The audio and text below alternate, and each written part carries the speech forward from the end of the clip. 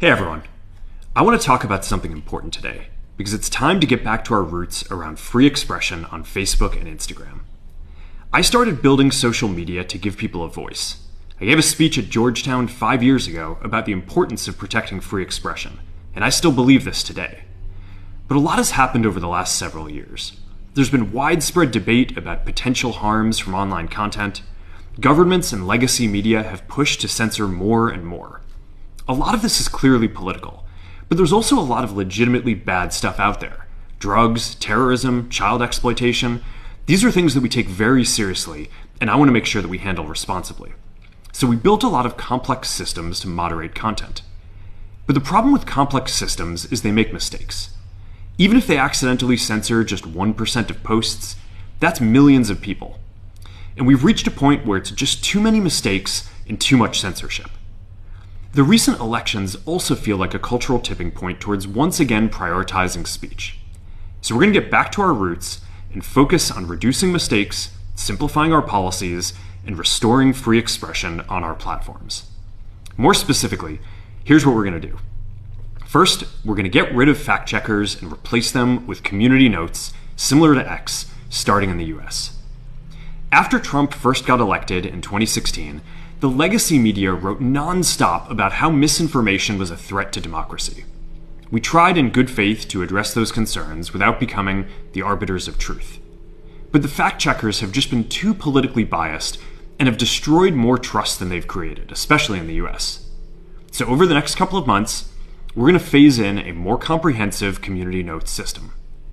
Second, we're going to simplify our content policies and get rid of a bunch of restrictions on topics like immigration and gender that are just out of touch with mainstream discourse.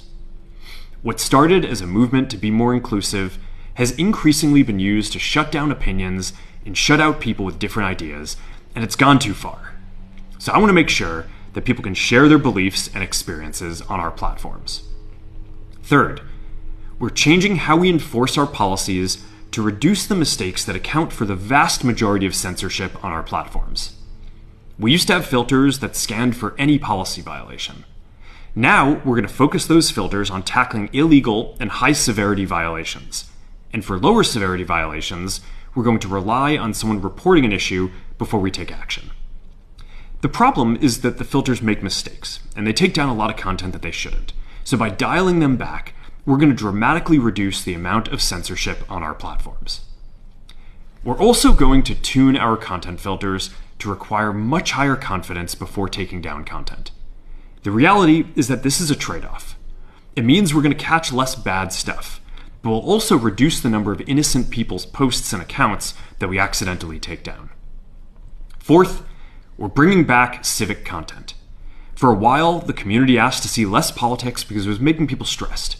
So we stopped recommending these posts. But it feels like we're in a new era now, and we're starting to get feedback that people want to see this content again. So we're going to start phasing this back into Facebook, Instagram, and Threads while working to keep the communities friendly and positive. Fifth, we're going to move our trust and safety and content moderation teams out of California, and our US-based content review is going to be based in Texas.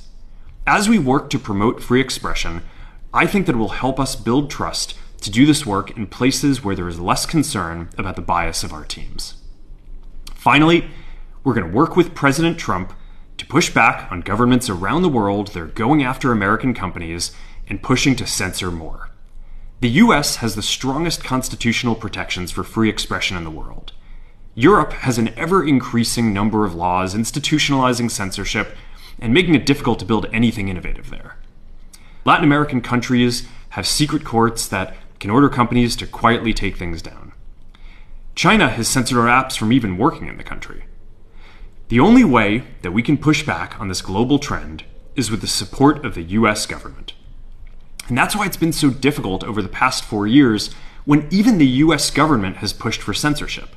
By going after us and other American companies, it has emboldened other governments to go even further.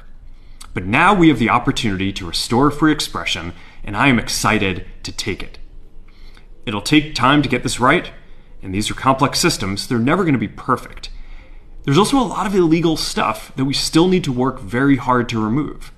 But the bottom line is that after years of having our content moderation work focus primarily on removing content, it is time to focus on reducing mistakes, simplifying our systems, and getting back to our roots about giving people voice. I'm looking forward to this next chapter. Stay good out there, and more to come soon.